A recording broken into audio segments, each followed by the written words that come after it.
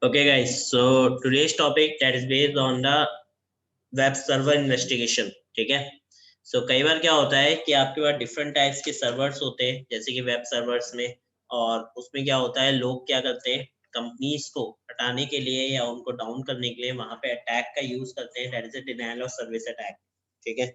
सो अगर आपका सर्वर के ऊपर किसी भी टाइप का डिनायल ऑफ सर्विस अटैक होता है, तो उसको आप कैसे पता लगाओगे, पहली चीज. प्लस उसको पता लगा के आप वहां पे किस तरीके से उसे प्रोटेक्ट कर सकते हो, आप उस कंपनी को, ये वाला part. Plus denial of service attack काम किस तरीके से करता है, firstly you need to know about this things, right. So आज जो हम अपना कवर करेंगे, that is a part of denial of service attack, जिसमें हम देखेंगे कि सबसे पहले इन्वेस्टिगेशन प्रोसेस में डिनायल ऑफ सर्विस अटैक का रोल क्या है, किस तरीके से वो अटैक करती है सर्वर्स के ऊपर, एंड अटैक से फिर हम ये देखेंगे कि इन्वेस्टिगेशन में हम उसको कैसे पता लगा सकते हैं, एंड फिर लास्ट में हम देखेंगे कि उसको कैसे प्रोटेक्ट कर सकते हैं कंपनी को. ठीक है. So these are our main targets of today class. So सबसे पहला है that is a denial of service में, that is a DOS. DOS होता क्या है? Denial of service, DOS is a type of attack on service that disputes its normal function and prevents other users from accessing it. Denial of service attack एक तरीके की service attack, एक तरीके का attack है जो कि सर्विसेज पे किया जाता है. सर्विसेज में डिस्प्यूट क्रिएट करके या कॉन्फ्लिक्ट क्रिएट करके हम करते हैं, जिससे उसके जो नॉर्मल फंक्शंस हैं उसको वर्क करना आपके अलग तरीके से स्टार्ट कर दें, प्लस जो अदर यूजर्स हैं वो उसे एक्सेस ना कर पाए. ठीक है, प्रॉपर तरीके से. तो this is our main target attackers, this is our main target of to learn about the denial of service, like किस तरीके से काम कर रहे हैं ये. The most common target of the DOS attack is the online services such as the website. ज्यादातर जो इसके हमारे टारगेट्स हमें देखने को मिलते हैं वो वेबसाइट्स होती हैं, जो कंपनीज की वेबसाइट्स हो सकती हैं या फिर कोई सर्वर्स हो सकते हैं. तो attack can also be launched against network. आप नेटवर्क के ऊपर भी कई बार आपके अटैक किए जाते हैं, मशीन्स के ऊपर भी कर सकते हैं, और इवन सिंगल प्रोग्राम्स के ऊपर भी कर सकते हैं. ठीक है. सो अगर हम मेन बात करें डीओएस की, डिनायल ऑफ सर्विस की, तो ये ज्यादातर आपके अटैक्स करते हैं आपकी वेबसाइट्स के ऊपर, या फिर आपके डिफरेंट कंपनी के होल नेटवर्क के ऊपर, या फिर उनकी मशीन्स के ऊपर, या फिर एक सिंगल प्रोग्राम के ऊपर भी हम इसका अटैक देख सकते हैं. तो firstly I am just going to show you some small video so you will easily understand how the denial of service attack is basically going to work.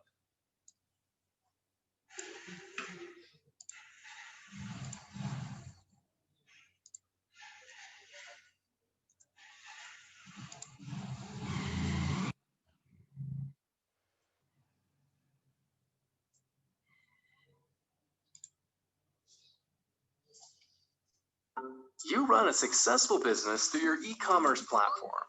Sales are at an all-time high, costs are going down, and all your projection charts are moving up and to the right. One morning, you wake up and log into your site's analytics platform to check on current sales and see that nothing is sold recently. You type in your URL only to find that it is unable to load. Unfortunately, your popularity may have made you a target of a DDoS or distributed denial of service attack, a malicious attempt to disrupt the normal functioning of your service. There are people out there with extensive computer knowledge whose intentions are to breach or bypass internet security. They want nothing more than to disrupt the normal transactions of businesses like yours. They do this by infecting computers and other electronic hardware with malicious software or malware. Each infected device is called a bot. Each one of these infected bots works together with other bots in order to create a disruptive network called a botnet. Botnets are created for a lot of different reasons, but they all have the same objective: taking web resources like your website offline in order to deny your customers access. Luckily, with Cloudflare, DDoS attacks can be mitigated, and your site can stay online no matter the size, duration, and complexity of the attack. When DDoS attacks are aimed at your internet property, instead of your server becoming deluged with malicious traffic, Cloudflare stands in between you and any attack traffic like a buffer. Instead of allowing the attack to overwhelm your website, we filter and distribute the attack traffic across our global network of data centers using our Anycast network. No matter the size of the attack, Cloudflare Advanced DDoS Protection can guarantee that you stay up and run smoothly. समझ में आया guys DOS attack किस तरीके से चलता है?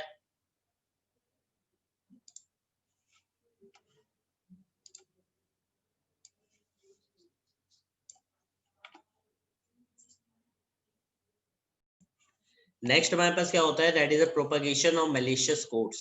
ठीक है, यहाँ पे क्या है, जितने भी मैलिशियस कोड्स होते हैं उनके प्रोपगेशन मेथड्स क्या है हम ये समझेंगे। They are basically 3 types of commonly used malicious code propagation methods. 3 तरीके के मेथड यूज किए जाते हैं।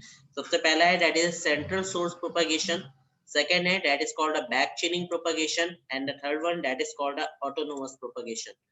नाउ तीनों प्रोपगेशंस होते क्या है, let's discuss about these types of propagations first.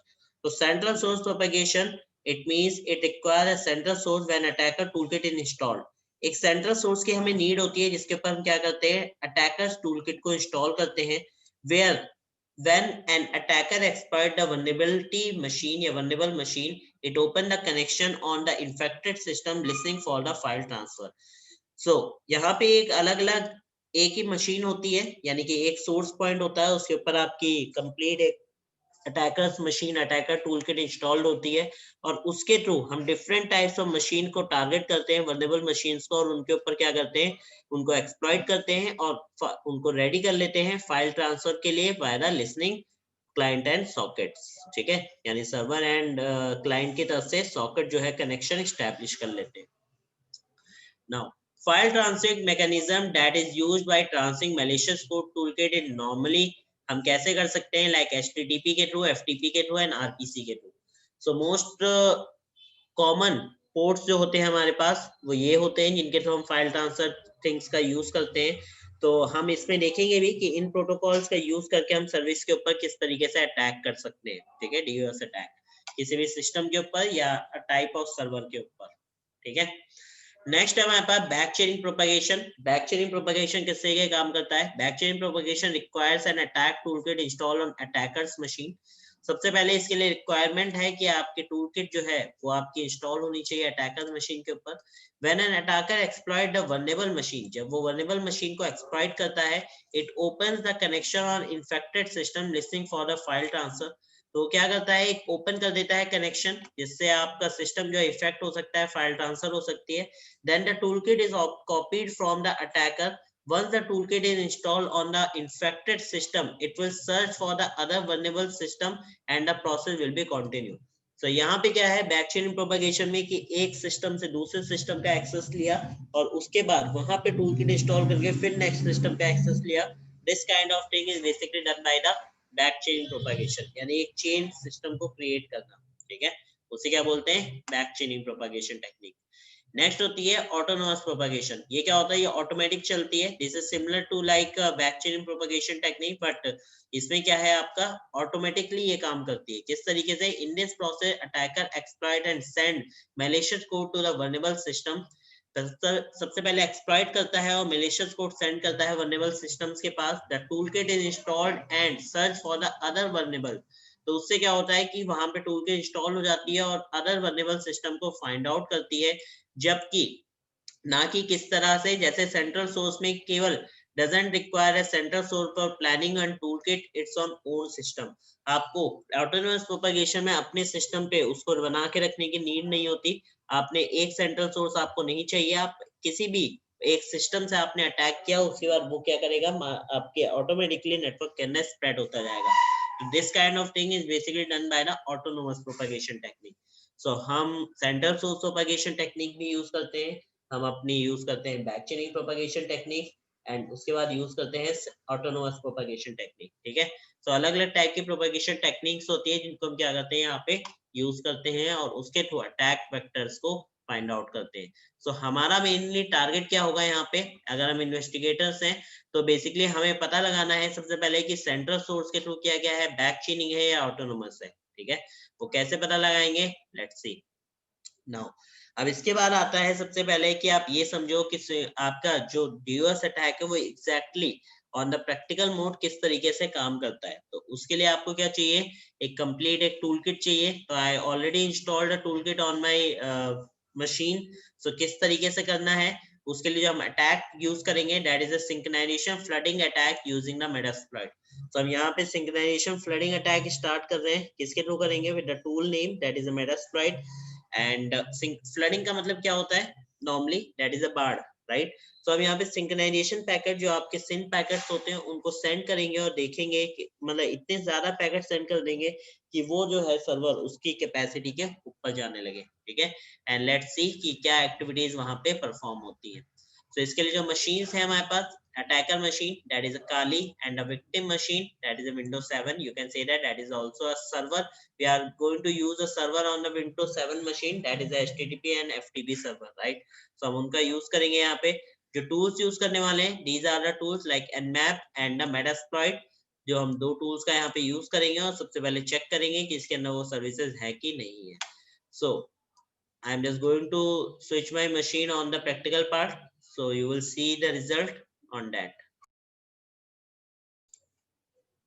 Now look at guys, so यहाँ पे क्या है, मेरे पास एक विक्टिम मशीन है एंड विक्टिम मशीन जो that is my Windows 7 machine and एक अनदर मशीन है that is my Kali machine. So firstly I am just going to check the IP address. तो मैं डायरेक्टली चेक कर सकता हूँ, पहले तो यहाँ से क्रॉस चेक के लिए हम चेक कर रहे हैं, अदरवाइज हम नेटवर्क का भी यूज कर सकते हैं वहाँ पे। तो हमने यहाँ पे आईपी कॉन्फ़िग यूज करके आईपी एड्रेस चेक किया, that is 208.35 auto configured IPv4 address. What is that? Now look at here guys. So यहाँ पे क्या है, यहाँ पे हम सबसे पहले कमांड यूज करेंगे और पता करेंगे नेटवर्क के अंदर कौन कौन सी आईपी सीरीज हमें मिल रही है, ठीक है। सो पहले तो आप नॉर्मली हम यहाँ पे लोकल पे कर रहे हैं, इसलिए हम इस तरीके से कर रहे हैं, अदरवाइज आप नॉर्मली आईपी एड्रेस पता कर सकते हो किसी भी डोमेन का।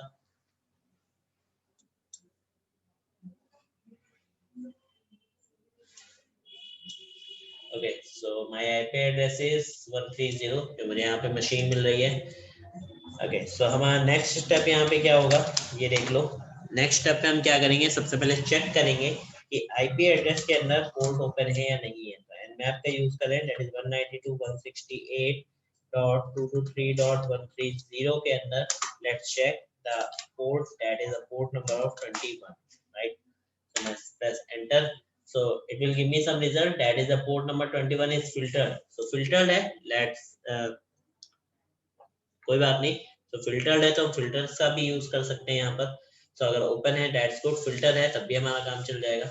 अब आपको करना क्या है, यहाँ पे सबसे पहले मेटास्प्लॉइट को कनेक्ट करना है। तो I am just going to open a new shell, okay, and यहाँ पे हम यूज करेंगे, पहले उसके डेटाबेस ओपन करेंगे। तो डेटाबेस कनेक्ट करने के लिए service host VSQL start, now just press enter,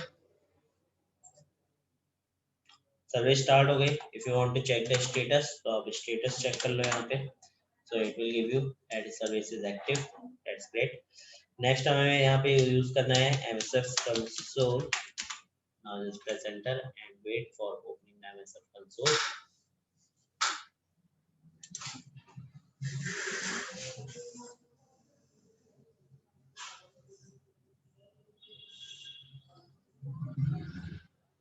तो मेरा MSF console ओपन हो गया। नाउ अब आप करोगे क्या,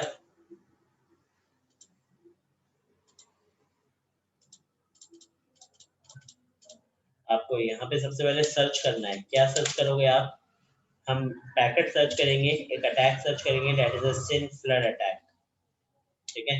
सिंक्रोनाइजेशन फ्लडिंग एंटर किया तो यहाँ पे मिल रहा है auxiliary file with DOS TCP synchronization flood. तो यूज करने का तरीका क्या है, यूज ऑक्सिलरी, फिर DOS के ऑक्सिलरी है, देन TCP पैकेट्स के हैं यहाँ पे, और क्या है synchronization flooding. Now just press enter, set हो गया। Now just use a show options, ठीक है। सो शो ऑप्शंस में आपको कई चीजें यहाँ पे सेट करनी पड़ेगी, अलग अलग टाइप की हैं जो हम यहाँ पे सेट करेंगे। जैसे कि आपका इंटरफेस क्या है, आप इंटरफेस बता सकते हो, लाइक ETS 0 से कर लो या आपका WLAN 0 है, कौन सा इंटरफेस है, इथरनेट है, वायरलेस है। नंबर बता सकते हो आप, कितने नंबर ऑफ पैकेट्स आप सिंक्रोनाइजेशन सेंड करना चाहते हो, अदरवाइज अनलिमिटेड सेंड करेगा। आर होस्ट सेट कर सकते हैं, तो हमें आर होस्ट सेट करना है। यहाँ पे हम आर होस्ट देते हैं, दैट इज 192.168.223.130। ये किसका है, विक्टिम का, ठीक है। नेक्स्ट है आपके पास पोर्ट नंबर, आप पोर्ट नंबर यूज कर सकते हो, दैट इज 80 है। यहाँ पे हमें जो है 21 यूज करना है, तो जस्ट सेट पोर्ट हम दे देते हैं 21 नॉन प्रेजेंटर। उसके एस होस्ट है, तो क्या होता है स्पूफेबल आईपी एड्रेस। तो मैं चाहता हूँ कि जो अटैक हो वो मेरे मेन आईपी स्क्रीन से ना होके, मतलब मेरे जो मेन मशीन है उससे ना होके किसी और से हो, तो हम उसका यूज कर सकते हैं। But this time I am just using a simple method that is set S host to our machine. तो हम सेट करेंगे एस होस्ट आवर मशीन, अपनी मशीन का 192.168.223.134, राइट, ये था ना। नेक्स्ट उसके बाद आता है आपके पास एक्सपोर्ट, हमें सेट नहीं करना है, पैनल हमने सेट कर रखे हैं ऑलरेडी। टाइम्ड आउट 500 है, इसको बढ़ा देते हैं। तो सेट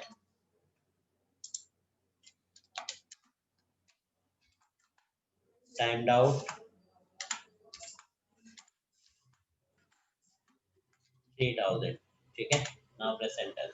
एक बार शो ऑप्शंस करके देख लो सारी चीजें हो गई है नहीं।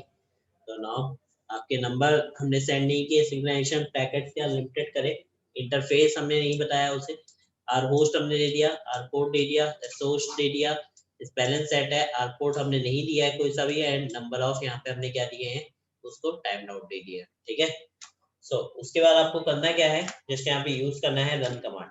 तो बिफोर यूजिंग ऑफ रन आप क्या करो, एक नया टैब ले लेना है यहाँ से, एंड इसमें आप ओपन कर लो, that is a Wireshark.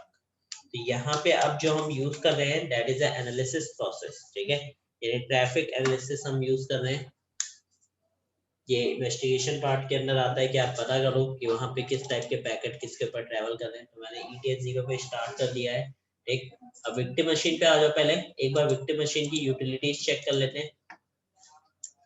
Okay, now look at here performance में, एंड रिसोर्स मॉनिटर भी ओपन कर लेते हैं।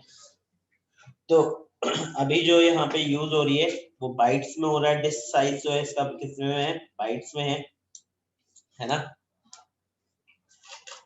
फिर आपका अब देखो बाइट्स में अभी चल रहा है, नॉर्मल केबी में आ गया 407 KB, 383 KB, है ना, 683 KB, 370 KB, यहाँ पे 9 KB नेटवर्क के ऊपर चल रहा है। देखो एडजस्ट में आ रहा है, नॉर्मल है अभी 0%, 16%, 1.04 GB का यहाँ पे क्या है स्पेस है।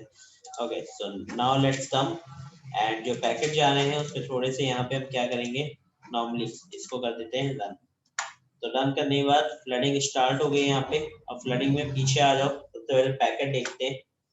तो नाउ लुक एट हियर, यहाँ पे 223 के थ्रू पैकेट जाने स्टार्ट हो गए हैं, 134 के थ्रू किस पे जा रहे हैं, आपके 130 पे जा रहे हैं पैकेट, एंड किस पोर्ट पे जा रहे हैं 21, रैंडम पोर्ट नंबर यहाँ से उठा रहा है, 21 के ऊपर पैकेट को सेंड कर रहा है।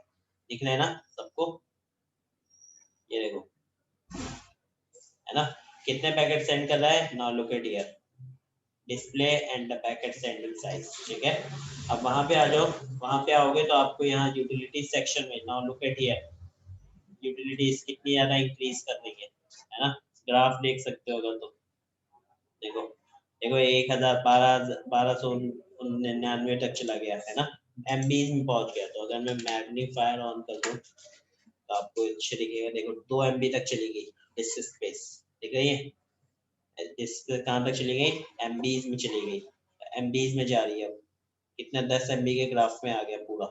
देखो CPU कितनी तेजी से यूज हुआ था अभी, अब किसमें 100% के उसमें दिखा रहा है, ये देखो क्यों दिखा रहा है, बिकॉज यहाँ पे क्या है अटैक हो रहा है, अनवांटेड फाइल्स का यहाँ पे कंजम्पशन आ रहे हैं, पैकेट्स आ रहे हैं सिग्नल आपके, और उन पैकेट्स में क्या है हमारे पास 21, देखो स्पेस कंज्यूम हो गया, 1.38 हो गया, 1.04 था 1.38 GB हो गया, स्पेस बढ़ गया यहाँ पे,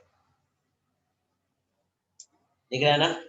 अब उसके बाद क्या होता है, अब हम इसको क्या कर सकते हैं, या तो चलने दे सकते हैं या तो हम इसको बंद कर सकते हैं। तो हमने इसको बंद कर दिया। अच्छा वन मोर थिंग, आप जब भी डीओएस अटैक जिस मशीन से कर रहे हो, जिस पे कर रहे हो, अगर दोनों मशीन की कंपैटिबिलिटी हाई नहीं है तो उस केस में आपका सर्वर जो है वो क्या हो जाएगा, क्रैश कर जाएगा। तो मस्ट रिमेंबर दैट कि आप अगर कभी भी इसको यूज करो अपने सिस्टम पे भी, या जिस भी सिस्टम पे होगा उसकी जो कैपेसिटी है वो हाई होनी चाहिए, कॉन्फ़िगरेशन हाई होनी चाहिए। अगर कॉन्फ़िगरेशन हाई नहीं होंगी तो उस केस में क्या हो जाएगा, क्रैश कर जाएगा, ठीक है। उसके बाद यहाँ पे तो हमने यूज किया था क्या अपना 21 port number. Now let's come and see the traffic. तो ट्रैफिक हमारा नॉर्मल आ चुका है यहाँ पे, ये देखो नॉर्मल ट्रैफिक, अलग अलग पैकेट जाने लगे। लेट्स कम और वहां देख लेते हैं, तो देखो 0 kb पे आ गया है ना। अगर मैं दोबारा से लिखा हूँ मैग्नीफायर, तो now look at here 96 kb normal KB's में आ गया है ना। कम हो रहा है, ज्यादा हो रहा है, कम हो रहा है, ज्यादा हो रहा है, उस बेसिस पे काम कर रहा है। ग्राफ हमारा 1 MB के इसमें आ गया, कारण 10 MB के उसमें पहुंच गया था। स्पेस अभी कंज्यूम्ड है, स्पेस अभी कम नहीं हुआ है बिकॉज स्पेस ये कंज्यूम कर चुका है। तो स्पेस हमारा देखते हैं कब तक हमारा कम होता है।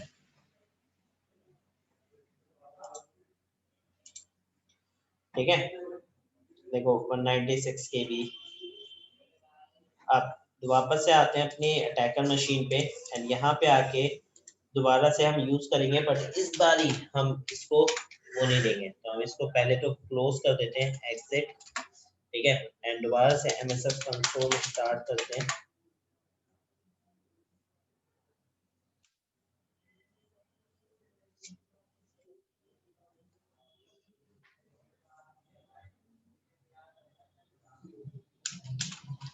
सर्च, क्या सर्च करेंगे भाई, SYN सिन फ्लड, एंटर।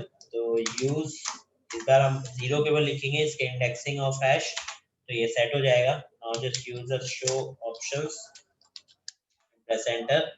सो अभी वापस से वही वही चीजें सेट करनी है, तो हमें इस बार आरकोड सेट नहीं करेंगे। आरकोड सबसे पहले आप चेक कर लो कि उसके अंदर है भी कि नहीं। हम यहाँ पे nmap के साथ दोबारा से यूज करेंगे और पोर्ट नंबर दे देंगे 80। तो firstly I am just going to check 80 port number है कि नहीं है। Press enter. So now you can see here there is a 80 port number is available and that is a filter port. तो filtered है, that it's okay, हम उसको filter port को use कर सकते हैं। ओके, तो हमने यहाँ पे यूज किया शो ऑप्शंस में सेट आर होस्ट। तो आर होस्ट हमें मिला that is 192.168.223.130, right. Press enter. R port हमारा 80 है। एस होस्ट इस बार हम सेट नहीं करेंगे, उसको रैंडमाइज रखेंगे। ठीक है, एंड टाइम आउट हम उसकी इंक्रीज कर देंगे। ठीक है, तो टाइम आउट इंक्रीज कर देते हैं। सेट आर पोर्ट हमारा सेट है, सही है, 80 है। Set time out that is 3000, enter. एक बार देख लेते हैं ऑप्शंस सेट हुए कि नहीं। तो हमारे पास ये सेट हो गया, आर होस्ट सेट हो गया, आर पोर्ट सेट है, एस होस्ट हमें देना नहीं है ताकि रैंडमाइज ले इस बारी। और स्नैपलेन हमारे सेट है, number of bite will capture, and ports हमारे सेट है, पोर्ट हमारे रैंडमाइज लेगा, and timed out that is 3000। ठीक है, now just use the run command and before use the run एक बार फिर से हम चेक कर लेते हैं यूटिलिटी। तो 0 kb है, अभी 0 kb यूटिलिटी दिखा रहा है आपको, है ना। 16 kb हो गया। ठीक, तो इस तरीके से ऊपर नीचे चल रहा है। यहाँ पे काली मशीन पे आके पैकेट हमारे पीछे नहीं जा रहे हैं अभी, तो हम एक बार दोबारा से पैकेट्स को स्टार्ट कर सकते हैं। जस्ट कर गया, ओके, स्टॉप अगेन। हम दोबारा से पैकेट स्टार्ट किए, 0 से पैकेट स्टार्ट होंगे। Now just click to the, तो 80 पे स्टार्ट हुआ, पीछे देखो पैकेट जाने स्टार्ट हो गए, ये देखो, ये लो। तो रैंडमाइज सोर्स आईपी से पैकेट जा रहा है, किसके ऊपर जा रहा है, आपके आईपी एड्रेस पे। तो देख सकते हो रैंडमाइज सोर्स आईपी है, किस पे जा रहा है, पोर्ट नंबर 80 पे, रैंडमाइज सोर्स पोर्ट से भी जा रहा है। ठीक है, नीचे आ जाओ। कोई भी इसने पोर्ट नंबर सेलेक्ट कर लिया, उसके थ्रू क्या कर रहा है, अटैक कर रहा है ना। अब विक्टिम मशीन पे आ जाते हैं। Now look at here, space बढ़ने लगा, जीबी हमारे कम हुए थे, वापस से अब इंक्रीज होने स्टार्ट हो गए। देखो केबीज में आ गया, कितने ज्यादा केबी आ गई। तो अगर मैं यहाँ पे मैग्नीफायर ओपन करके आपको दिखाऊं, तो नाउ लुक एट हियर, वापस से एमबीज में आ गया स्पेस। ये देखो 10 MB के ग्राफ में आ गया, इंक्रीज हो रही है, यूटिलिटीज पे फर्क पड़ रहा है। तो ये होता है मॉनिटरिंग स्टाइल, कि आप किस तरीके से मॉनिटर करके डिस्कवर करते हो कि आपके सिस्टम के ऊपर किस टाइप की एक्टिविटीज हो रही है। तो हम दो तरह के मॉनिटर करते हैं, तो यूटिलिटीज सेक्शन में जाके मॉनिटर कर सकते हैं, एंड दूसरा हम मॉनिटर कर सकते हैं कि हम उसको क्या करें, अपना वायरशार्क यूज करें और पैकेट कैप्चर करके देखें कहाँ कहाँ पे कितने पैकेट क्या कर रहे हैं आपके ट्रैवल कर रहे हैं। ठीक है। तो गाइस ये चीज क्लियर हुई किस तरीके से हमने किया है ना? तो सर क्या कह रहे थे? सर मैं बोल रहा था सर, क्लास को अगर रिपीट करना पड़ा तो कोई प्रॉब्लम है क्या? क्या चीज? आज जो क्लास हुआ, ठीक है हाँ, सर, अगर इसी चीज को अगर मंडे में रिपीट होने से कोई प्रॉब्लम होगा आपको? क्यों, क्या हो गया? कुछ नहीं हुआ सर, एक बार मैं प्रैक्टिस कर देख के, आप अगर समझ में नहीं आया तो मैं आपसे फिर पूछूंगा, इसलिए पूछ रहा हूँ मैं। नहीं नहीं, मुझे कोई इशू नहीं है, अगर आप करते हो आपको नहीं होता है then I will tell you, ठीक है? कोई इट्स बात ओके, ठीक है। तो आप इसकी प्रैक्टिस करना, ठीक है। इसमें अभी ये कंप्लीट नहीं हुआ है आपका पूरा, ये अभी हमें और भी करना है। अभी हमारे पास केवल एक ही पार्ट हमने किया है, अभी और पार्ट आएंगे इसके, तो हमें उनके भी प्रैक्टिकल देखने, डीडीओएस अटैक के भी और प्रैक्टिकल्स आएंगे, फिर डीडीओएस अटैक के आएंगे, तो उन सबको हम कवर करेंगे। इसके अंदर बॉटनेट्स वगैरह भी थोड़े से समझेंगे किस तरीके से काम करते हैं डीडीओएस में। तो आगे का पार्ट हम अपनी नेक्स्ट क्लास में कंटिन्यू करेंगे and with the same time Monday 5 o'clock। तब तक आप चाहो तो इसकी प्रैक्टिस कर सकते हो, इसकी वीडियो अपलोड हो जाएगी यूट्यूब पे, तो आप वहां से देख लेना।